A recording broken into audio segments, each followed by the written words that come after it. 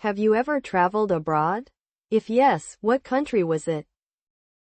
Yes, I have. I traveled to the USA last year with my family. Where is that country located? The USA is located in North America.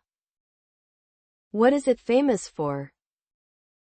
The USA is known for its cultural achievements and landmarks. What are the special food and drinks of that country?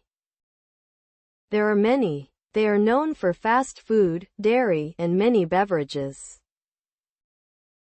What do you like about that country?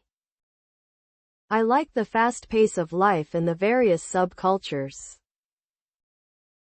How many citizens are there in that country? The current population of the United States of America was over 324 million in 2016, which accounts for 4.3% of the total world population. What language do people there speak? The national language is English, but many people also speak Spanish, French, German, and Chinese.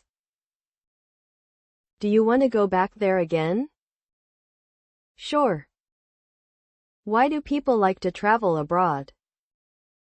They just want to discover new places, learn new cultures, and maybe speak new languages.